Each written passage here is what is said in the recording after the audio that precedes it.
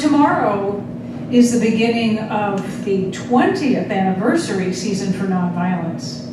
And the Association for Global New Thought recently celebrated their 20th anniversary in October with a symposium called Engaged Spirituality. So there are a couple of things that I wanted to share about all of that, both of which really tie together and are so pivotal in what we do. First of all, the purpose of AGNT, Association for Global New Thought, is to take this teaching that we engage in all the time out into the world. It is the response to practically a festering and a longing, an urgency within so many to take what we learn in these rooms out into the world. It's sort of a maturation that we can't stay on the cushion and on the mat and in our little caves and glass houses forever. That there's a purpose to what we have been becoming, what we have been learning. And so AGNT has already been dedicated for 20 years to that. And if you just go to agnt.org, you will discover many amazing things. Perhaps you'll even discover a calling to be part of it. And if you do, please let me know, because we would love for someone to pick up that active engagement in this community as part of this community. So the other thing about engaged spirituality is that they asked this question at the conference of everyone: what does engaged spirituality look like to you? And Dr. David Goldberg, who was in attendance and is also the editor-in-chief of the Science of Mind magazine, shared some of their responses in his publisher's note here on page 9. Here's what some of those responses were of the people who attended the conference. We seek connectedness by expanding the definition of New Thought to include new thinkers from all faiths and orientations at the local, national, and global levels, tangibly engaging social, religious, and cultural diversity. We live as the change we wish to see by empowering ourselves to activate our vision and model wholeness for others. We stand for the living embodiment of the values and principles we embrace. We are creating a brand for New Thought that calls violence by its name and stands for nonviolence in every context. We demonstrate the good and positive in the face of negative language and narratives, supporting conscious news sources and forums for dialogue. We focus on what we are for, regardless of the cost. We learn from the past. I would have liked to have been there, so the next best thing is to discover everything that came out of that and see what calls to us to be part of that. So connectedness, new thinkers, faiths and orientations of every kind, local, national, global, engaging social, religious, and cultural diversity, living the change that we wish to see, empowering ourselves to activate and model it, standing for it, and creating a new brand for a New Thought that calls violence by its name and chooses nonviolence in every context, and on and on and on. I'm so fascinated, more than fascinated by this. Like so many people, I decided to wear red, white, and blue on purpose, sort of. I'm not wearing very much white, but because people are feeling a little bit red. They're feeling a little bit blue. And that white could be the purity of every soul that knows in the middle of all of that, there's some clarity, there's power, there's possibility awaiting to be birthed by us. So we have a sense of urgency, we have something festering, we have something that wants to become, and we've been tapped to be part of bringing it. Learn from the past, right? So wow, it's inspiring. And we can ask ourselves, what does engaged spirituality look like to us? We're invited in that editor's note to consider going to the Science of Mind Facebook page and posting our answers. You can also, if you look in the front of this month's magazine, which is not out there, you can email the editor directly, and it may appear in next month's, or about 4 months down the line, in a Science of Mind magazine. And we'd like you to email us too. If you want to scribble it and drop it in the basket.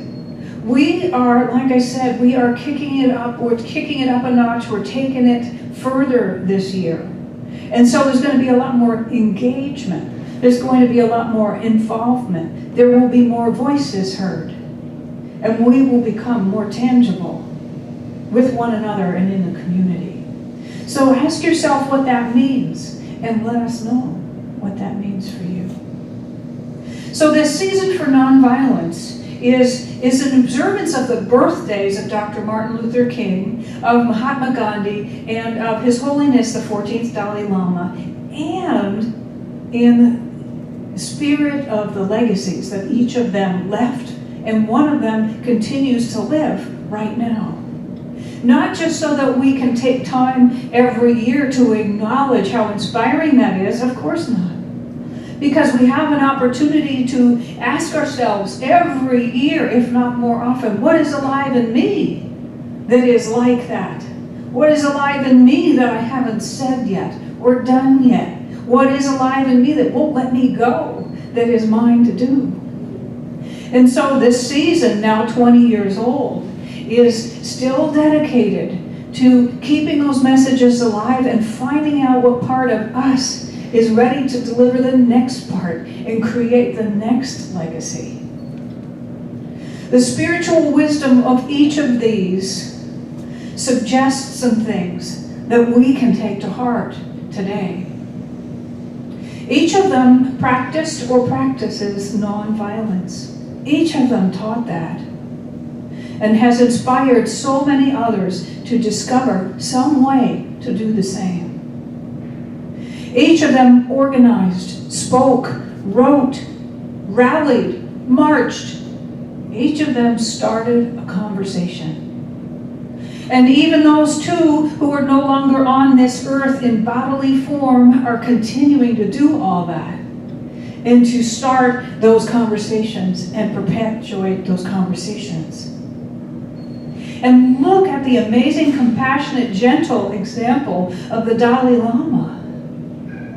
When we were in one of our Prosperity Plus classes, we learned through Mary Morrissey that Dalai Lama refers to China as his special friend, right?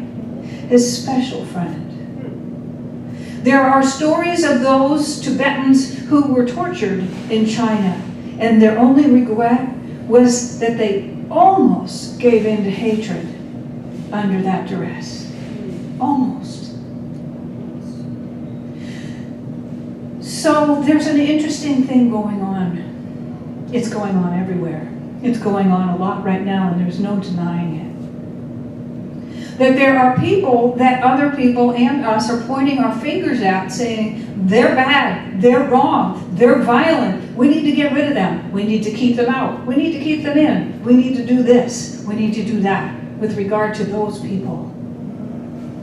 These are pronounced symptoms of a belief in separation that have reached a point where we can no longer ignore them. Now, one of the places where we can get stuck is that we can say we just need to do something with those people and then everything will be all right. And we've been trying that for thousands of years without success. All we have done collectively is exacerbate the polarity and exacerbate the pain and exacerbate the seeming distance from good and from each other. So when we see what's going on in the world and we say, you know what, something's got to change, we need to do something about those violent people, I believe that we're forgetting and overlooking something very important. Violent action is the product of violent emotion. Violent emotion is the product of violent feeling. Violent feeling is the product of violent thought. And those people are not the only ones who have those. The truth of the matter is that every day To some degree or another, most of us have some kind of a thought that violates life. It might be so mild that we barely notice it, and certainly wouldn't equate it with something horrendous enough to get on the news. And yet there is a connection, because we are connected at the level of the collective unconscious. And we're also connected by whether we consciously choose or not to use our conscious awareness in a certain way. Whether we are victims of massive global groupthink, or we are thinking clearly as individuals connected with our wholeness. So what I'm doing this morning is I'm acting as a practitioner for all of humanity right now.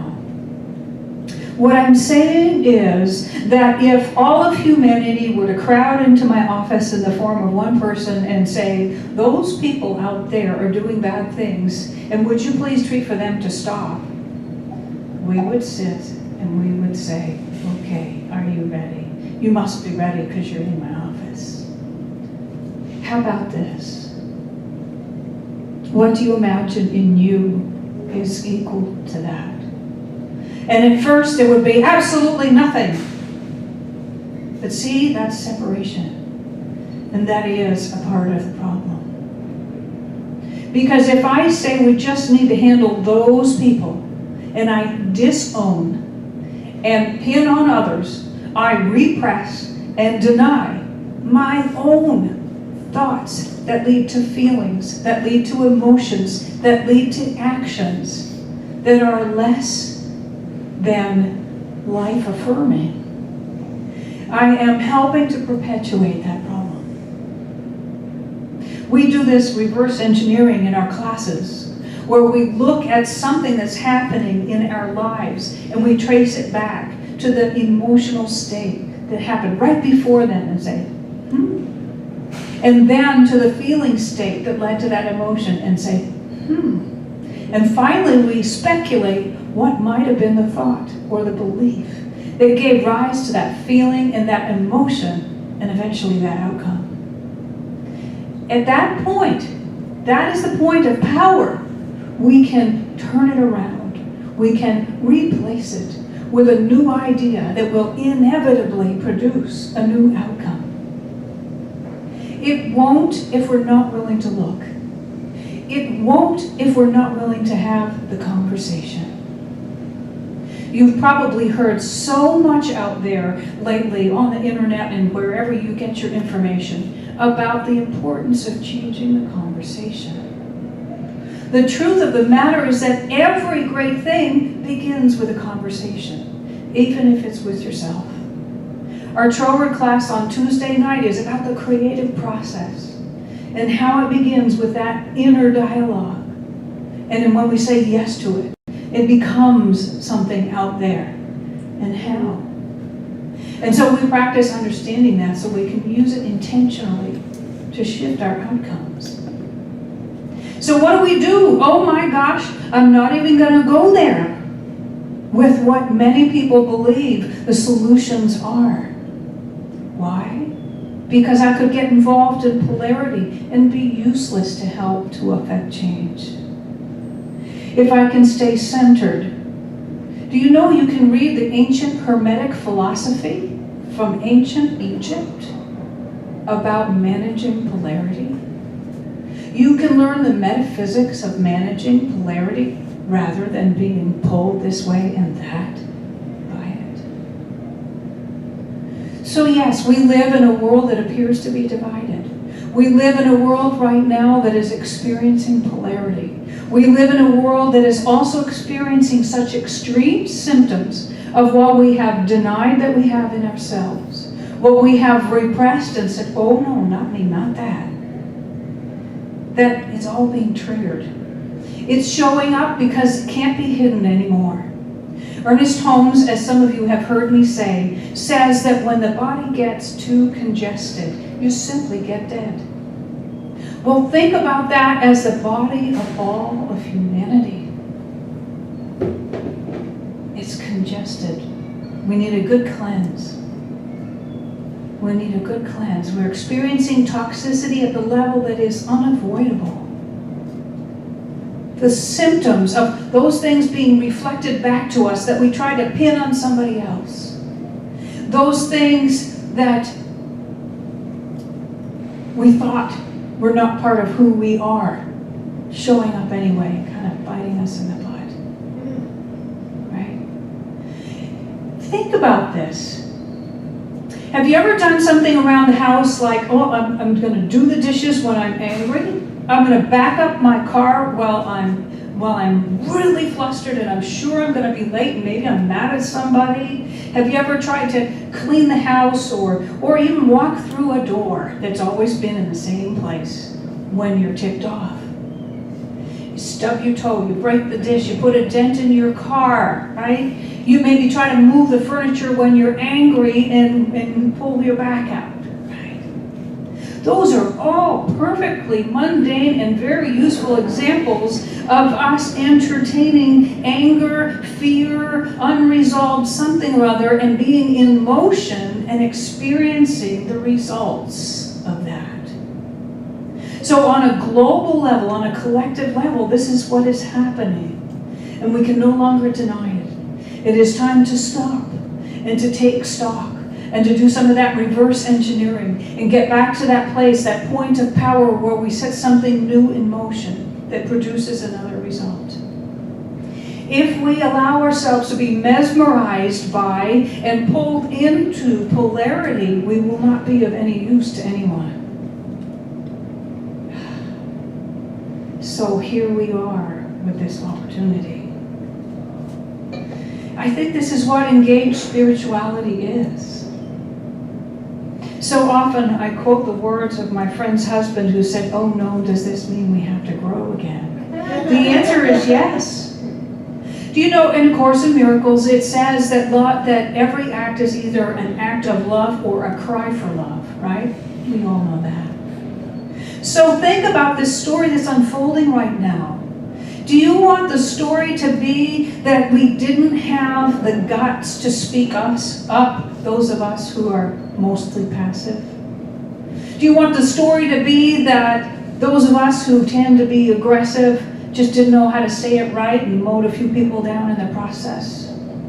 Do you want the story to be that most of us who waffle between passivity and aggression just didn't know how to be assertive, how to be constructive in our communication, and so we made messes on both sides? Do you want the history books to read that things got really, really intense and nobody had the guts or the skill to say something, to start the right conversation, to affect change, and so we destroyed ourselves and each other? No.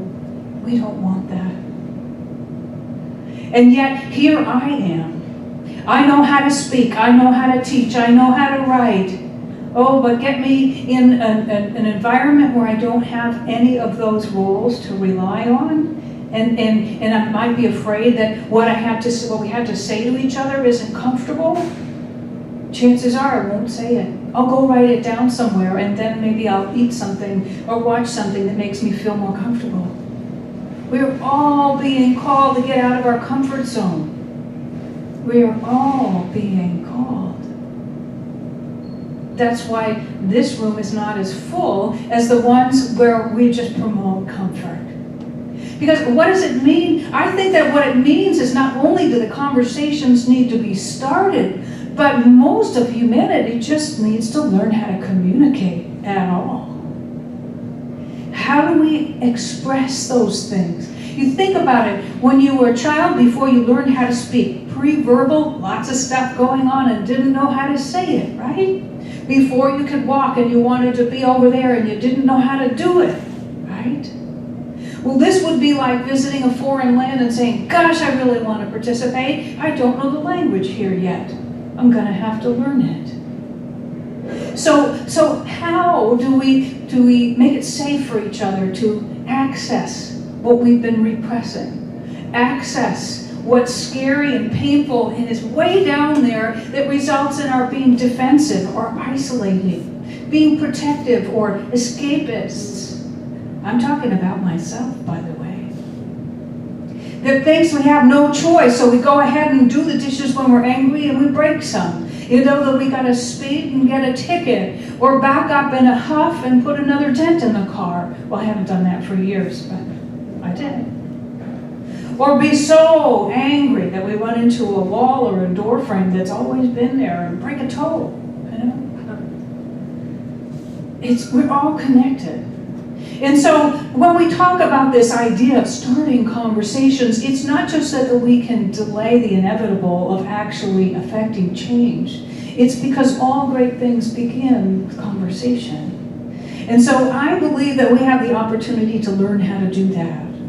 In places like this, to create safety for expressing what's really on our hearts without judgment. I'm going to have to learn how to do that.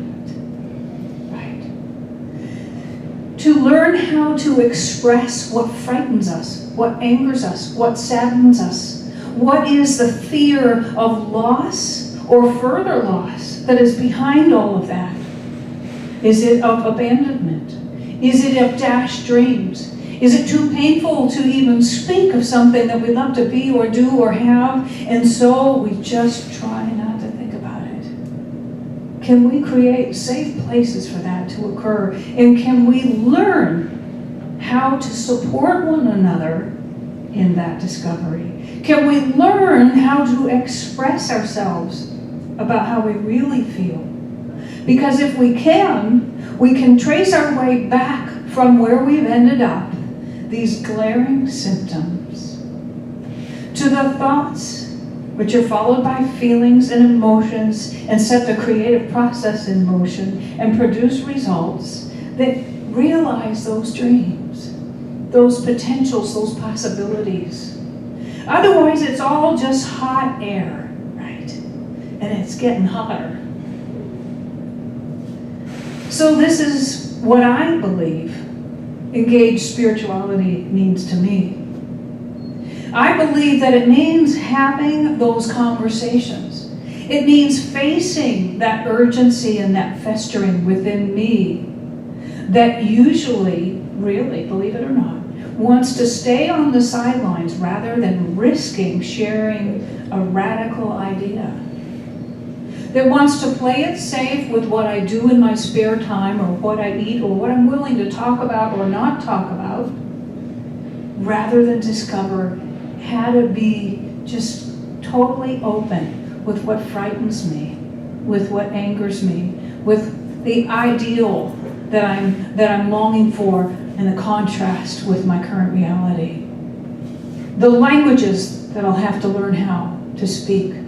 The things I'll have to learn how to do. You see? So my invitation this morning is for each of us to ask ourselves, individually and also collectively, what are we repressing? What are we stuffing, pretending that we're not feeling? Can you talk to a practitioner about it? Can you talk to me about it? Can you talk to one of your friends in this room about it? Is there at least one safe person you can tell it all to? What are those things? What are the conversations that we could be having that would be part of that change? Where are they taking place? Or can you be part of starting that? Lots of people pick up the phone and leave messages for their representatives. Lots of people sign petitions. Lots of people walk with other people. Lots of people post on Facebook. What an amazing forum. Are you using it constructively? Are you using it to vent? Are you using it unknowingly to contribute to duality and polarity and dissent? Each of us has an opportunity right now in human history to choose how this story will be written. We have an opportunity, and we have all of these tools at hand.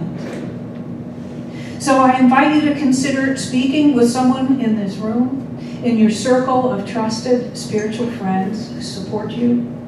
I invite you to find somewhere and some way to express yourself, to become a student of constructive communication.